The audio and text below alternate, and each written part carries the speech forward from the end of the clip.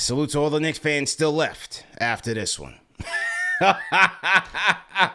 Because let me tell y'all something, man. It got to a point in this game where I literally couldn't control my laughter. I could not control myself. Like, all I could do was just laugh, probably for like 2 quarters straight, till like midway through the end of the fourth. I just, because I could not. In a certain extent, yes, I could understand what I was seeing, because as we know, the further you go into a road trip, the worse the team plays, especially as you're nearing the end. That's typically how it goes. But with this Knicks team suffering 2 back-to-back letdown losses in Los Angeles, 2 winnable games against the Lakers and the Clippers, you see how the Eastern Conference is shaping up. So you're thinking, all right, you're going into a Utah with a team that is literally trying to drive themselves to the bottom of the league, but with a bunch of young, athletic scrappers with nothing to lose. On one hand, I'm like, all right, they should win this one. But on the other hand, I'm like, this is Trap City. And for 3 quarters, that's what you got. You got the Utah Jazz best shot from their young whippersnappers. The Knicks were down by 18. Throwing the ball away. Terrible defense. The Jazz shot 50% from 3 tonight, 18 of 36. Some of you guys, shout out to the replay gang. Some of you guys are probably listening right now like, boy, did the Knicks lose? No, they didn't. But they damn near could have. I mean, throwing the ball away. The defense was horrendous. I don't know what Brunson was doing out there after time. And so after halftime, I just had to throw it up and just laugh. Because it was just perplexing to see the lack of effort and the lack of care from this team to a team that is literally trying to lose. In Jordan Clarkson, he got his tribute in the first time out, and he would ultimately deliver for these Knicks. Now, he came out early into this game, came into the game early, 8 points, but he was also contributing to the Matador. He just absolutely lost on his rotations. So Mike Brown sits him. But then, second half, he absolutely erupted and literally saved his team from being embarrassed tonight. So great job by Jordan Clarkson. Makes his way back into the rotation. Was it one night only? We will see. But makes his way back into the rotation. And hey, he knows this stadium. He knows this crowd. He knows the rims. He knows the crowd is lifeless. And he got it done for the team. 27 points for Clarkson. 10 of 15 from the field. 3 of 5 from downtown. 3 assists. And how about this? I mean, the one thing with Clarkson, you know he can get busy. You know he can score the points. But where Clarkson shined tonight, how about the 5 offensive rebounds for Clarkson tonight? That's how bad you know it was for the Knicks. Clarkson had to show these guys how to hustle tonight. He said, ain't no way I'm losing in this building where I've been losing. No way. I got to help you out tonight. These boys were so bad, they had Clarkson hustling and bustling out there.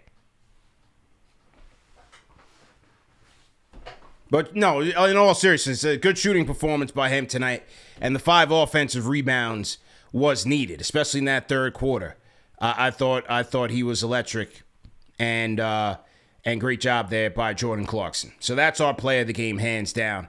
Once again, Jordan Clarkson, 27 points, 3 of 5 from downtown, 10 of 15 from the field, to go along with 5 offensive rebounds. Somebody in Respect Shack said he was looking like Bam out there. Yeah, Clarkson was looking like Bam out there.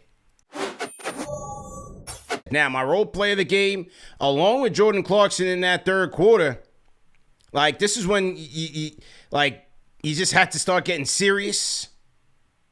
And that was my guy, Mitchie, man. I thought Mitchie, the Block Nest Monster, a.k.a. Big Country, that's my role play of the game. You guys let me know what you think. Who's your role play of the game? My role play of the game is going to go to Big Country, Mitchell Robinson.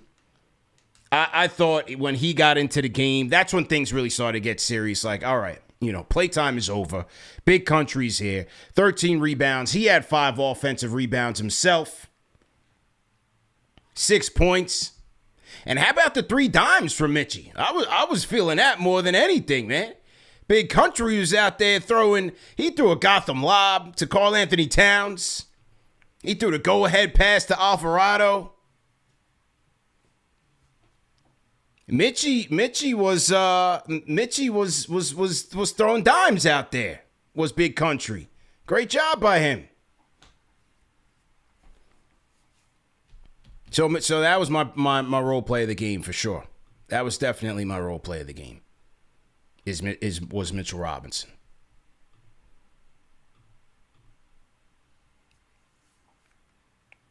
Yeah, Mitchie had the alley-oop. He's throwing Gotham lobs. Like, here you go, Cat. I like Mitchie's game tonight. It's very disciplined, very mature game from the Block Nest Monster tonight. I wonder who's going to get the Tims. Is Mitchie going to get the Tims tonight? They weren't playing much defense. Are they going to hand out the Tims tonight? Maybe just give it to Clarkson just for the extra hustle, and he's coming home. Just give it to Clarkson tonight. Because I'm not sure anybody really deserved the hard hat and the Tims. Here it is. Shout out KFTV Myra. She got it. And we got it in here. As we do every show when they win. They did bring the Tims and the hard hat out west, and it goes to Cardiac Clarkson. It goes to Cardiac Clarkson. There he is, man. Whoa, here we go. Jalen Brunson again. He's skipping over Mikal Bridges. Yo, Cap, that's Mikal's spot right there. So there's Jalen. He pushed Mikal to the back. So even Jalen say, Mikal, you can't even keep your spot in the defensive player of the game hierarchy here. So it's Jalen Brunson sending Mikal Bridges a little message. It's like, nah, I'm over here. I got this. I had 3 steals anyway. Did Jalen Brunson. All right, key stats tonight, man, brought to you by Prize Picks. Knicks shot 52% from the field. They did end up shooting the ball a lot better, especially in the second half, to 48 for the Jazz. Jazz were hot all night. Jazz shot 50% from 3. Knicks shot 43%. Free throws. Whoa, Knicks shot 95% tonight on 22 attempts. I thought that was a big part of them getting back into the game also, was the free throws, especially in the third quarter. If we did it by quarter, I think we would see that the Knicks got most of their free throws in that period. Knicks did win the rebounding battle, as you'd expect, 45-38. They won the assist battle, 37-30. So 37 assists on 48 made field goals for the Knicks. Turnovers. Now, early in the first half, it was very sloppy for the Knicks, but they took care of the ball a lot better in the second half. 12 Knicks turnovers, leading to 16 Jazz points, and then 15 Jazz turnovers, leading to 13 Knicks points. Points in the paint, 48-38 for the Knicks. And then largest lead of the night, 22 for the Knicks, 18 for the Jazz. So Knicks have to put in a lot of work tonight just to beat this Jazz team. But that's how it goes in the association. Cardiac Nick affair. I wasn't expecting this. Was not expecting this at all. Cardiac Nick affair, no random Wednesday night in Utah. You just can't call it. But either way, man, the key stats of the night are brought to you guys by Prize Picks. If you haven't heard, Prize Picks is back in New York and also in all 50 states. And download the Prize Picks app. Use our code KFTV to get $50 in lineups after you play your first $5 lineup. In playing Prize Picks, it's easy. You pick more or less on 2 to 6 player stat projections. That's it. If your picks are right, you cash in. And with the Knicks, hey, you can go with Jalen Brunson on points, but you can also do assists. You can do threes, because on Prize Picks, you can pick the same player up to 3 times in the same lineup. They also have early payouts, so if your player gets off to a hot start, you can lock in your winnings before the game ends. And as I said, it's available in all 50 states. Quick to deposit, withdrawals are fast and secure, and you can even follow the social feed to see what the community is building. So don't miss out. Once again, download the PrizePicks app today and use code KFTV to get $50 in lineups after you play your first $5 lineup. PrizePicks, it's good to be right. Here are my observations. I got the good, the bad, and the ugly for this game. The good, of course, is my pinsan, my primo, Clarkson. Yeah, your boy, talk about it. Let's go. Yeah.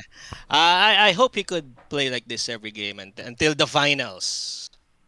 But I have one player in mind, Colonel Rody Rhodes, aka the War Machine, Mo Diawara. It's very promising. I call him War Machine because he got lots of arsenal in his bag. Yeah. And his situation reminds me of Deuce when he was a rookie. He got lots of potential. He has no fear on the offense, but still careful, and he's a very high IQ player. So I hope they develop in more. That little Euro step that he hit, like threading the needle, that was nice tonight. That was nice. Mm-hmm. And the passes also. Yeah. Those are even the cross-court passes. They look very careful, but still find the players. But the bad, we got lots of it right now. Mikael and Jose on the offensive slumps. But I'm optimistic about their future because come playoff time, we will see a different side of them. I think Mikael's role is mostly defense, as described to the Boston games from the last playoff. And that's why we got him here. But he really needs to be aggressive, like what OG is doing. Yeah. There was a play in the third quarter where he could have got to the basket for the layup, but instead he settled for the Bill Cartwright jump shot. But let's not worry about it because I'm sure he will snap out of it come playoff time. The ugly is quite obvious. It's the first half of the game, and this is what we're talking about. They just need to Cobra Kai teams like these and teams who are currently tanking and let's show no mercy to these teams. So I have an unpopular opinion, and I might get tomatoes for this. But if we are talking about lineup changes, maybe we could put in Kolek as a ball distributor and put the captain at the 2. We sacrifice the defense, but we get our first and second options going in Jalen and Kat. We get our huge lead and then bring in our defensive players around the 5-minute mark. So I don't know if that would work, but that's all I have to say. Well, I don't think it's. I'm not. They're not going to start Kolek, but I don't think it's far fetched to look for Kolek to get back in here. Like I've been giving that Alvarado thing some time, and I'm trying to be patient with it. But even still, even coming to this team, I didn't think he was going to be. Tyler's the best playmaker on the team. So I didn't think Alvarado was going to be able to meet that. But what I'm seeing him with this unit, the backup point guard spot, it still needs a playmaker, man. He played better in the second half. He got downhill. He got his paint touches in the second half. He's much more aggressive. But this unit, because Kat is so important with this unit, and Mikhail, if he's playing with that unit, they need someone to get the ball in their spots. Tyler is the guy that can get those two guys the ball in their spots, in their shot pocket, ready to fire. It's Tyler, man. It's just it's hard. It's hard to find where those minutes are going to come from. Brown is going to have some tough decisions to make, and now you're going to throw Clarkson in the mix, right? When to push that button in the playoffs? I don't envy Mike Brown whatsoever. What do you think? But if it's not Tyler, maybe we could put in Josh at the 1. So I think he's a fair, or we could say a good ball distributor, but he's good on transition.